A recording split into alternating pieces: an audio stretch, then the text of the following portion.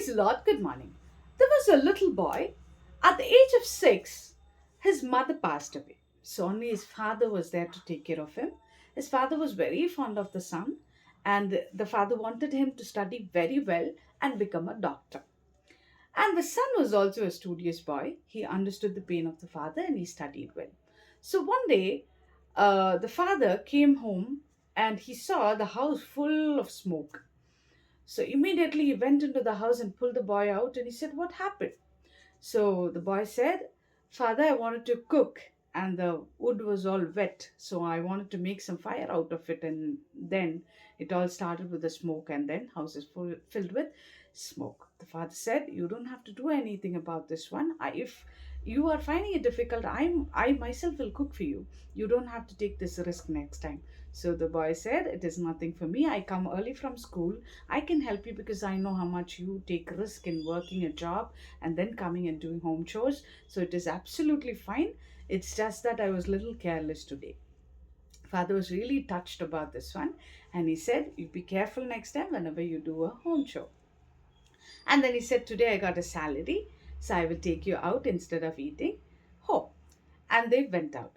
Though their money and the situation was very difficult and very small or meager amount they had to spend their lives, yet the father was very careful to give us tuition fees and the school fees and everything. He used to pamper him in such a way, having a dream that the son will become a doctor someday. So as it was going, the joy turned into a turmoil someday. When he was working in a workstation, a big piece of iron fell on his hands and both got fractured. And in the hospital, when he was admitted, the doctor said that both the hands have to be amputated because it is not in a right position to be fixed. So this shattered the father so badly. And for 5 months, he spent in the hospital and then he came home. When he saw the son, he started crying so bitterly. He said, "I wanted you to become a doctor, but now the dream is just a dream. It's not life anymore." So the son assured him, saying, "Father, the dream is still alive because I will work hard and ensure that I become a doctor as you wished."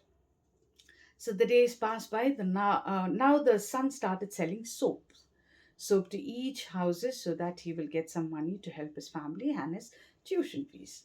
So the days were running by where he finished his 12th standard and he was doing the same business door to door. That particular day, he could not sell even a single unit of soap. So he was very, disappointed about the situation, and it was almost the evening and he was so tired that he wanted to have something. One last house he saw. He thought, maybe I'll walk through the house and ask them for some business, but just in case if they deny, I'll ask for food so that having it might renew me. So he went and knocked the door. A lady came out and she saw the boy. She saw the boy with very tired eyes. She asked the boy, "Didn't you eat something?" So the boy said, "No, I'm too hungry." So she offered him some biscuits and she said, "You have this first and let's talk later." And when he was having biscuits, she asked him, "Aren't you going to school?" So the boy replied, "I did, and I finished my 12th standard. Now I'm looking for a degree where I have to pay the application form's fees, and that is why I'm selling the soap." So, hearing the story, the lady asked, "How much you have to pay?" So the boy said, "I have to pay 500 rupees to fill out the form." So immediately she went inside and brought the 500 rupees and gave it to the boy. And she said, "Do it well and you will really succeed." So, with this miraculous money that he got in his hand, he was overjoyed. He rushed home, thanked the lady, and rushed home. And then he did a lot of odd jobs and he became a doctor one someday. So after becoming a doctor, his life was very happy and leading on. One day there was a rush in the ward, saying one lady fainted and she's having some heart disease.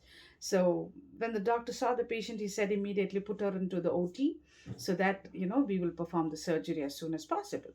So one of the junior doctors said, "Doctor, even if we wanted to take her in, I don't think she can afford, and this operation, whatever it takes, might cost you lakhs and lakhs. So I don't think it's a good idea for us to perform the surgery on her." So the doctor said, "See, more than money, life is important. We have to ensure that the patient is all well. So get her into the OT. So when they took her into the operation table, they performed the surgery very successfully, and then the lady was recovering. So for 2 or 3 months she was recovering, and the doctor was checking across and ensuring that she's coming all better. One fine day she was all set and she was about to leave, and then the nurse went ahead and gave an envelope and said, "Ma'am, here is your bill." So when the old lady took the bill into her hands, she was shivering because she didn't know how to pay the bill. And with that scared feeling, she opened up the envelope and she saw a letter instead of a bill. The letter said, "Your bill is already paid with the kindness that you gave me 500 rupees for one boy very long back. And that kindness has paid off, and I've become a doctor now, and I'm the person who treated you." With the tears in her eyes, she was just not expecting, and the great miracle that she had gone through in her life. She was just sitting on the bed, and then the doctor came in and he wished her, and he said, "The kindness what you've given me is bigger. I cannot repay it, but yet it's a gift from me that I wanted to give you something on the remembrance of the kindness that you have done." And then they both reunited so amazingly that they had a wonderful moment of that one little kindness that the lady made had saved her life and had made greater impact and made one person to succeed as a doctor. So the kindness still exists in every person, right? Some people might think that kindness is depleting. Of course, in certain areas, it depletes in man's life, but not everywhere. Like here and there, we cherish kindness, right? So kindness is something that we always expect from others, right? How much are we giving back is important. Kindness is always not only in the receiving end we should stand, but also in the giving end. And whatever God has given us, out of it, a little bit of kindness that we show to the people is always healthy for us as a spiritual person and also in a physical life. So, coming to the Bible, in Proverbs 19, verse 7, it says, "The people who show kindness lends to the Lord." Lending to the Lord is great. So in the Proverbs 19, verse 17, we see that the greatness that God gives us when we lend it to Him, He repays them abundantly. So God is always careful in whatever you are doing. And everything that you sow, you reap. If you sow good, you reap good. Right? So when you show kindness, it is very beautiful way of leading your life, because everything surrounding you becomes beautiful and everything becomes peaceful when you're being kind to someone else. And sometimes your kindness might go in vain. You try to help somebody and then that backfires you, and a lot of things happen. But remember, do not stop being kind, because the kindness is not seen by people, but it is seen by God, right? So when He takes cares of all the things that is there, He definitely ensures that you are repaid with the kindness for whatever you have spent. So when the kindness goes wrong, do not uh, think like, oh, it is all waste of being kind to someone, that backfires me, or that is not useful at all. No, it is definitely helping you in one or the other way. Sometime you might fall to learn a lesson, because unnecessary kindness is also bringing you bad intentions in your life. So you have to be very careful in what to be kind and what not to be.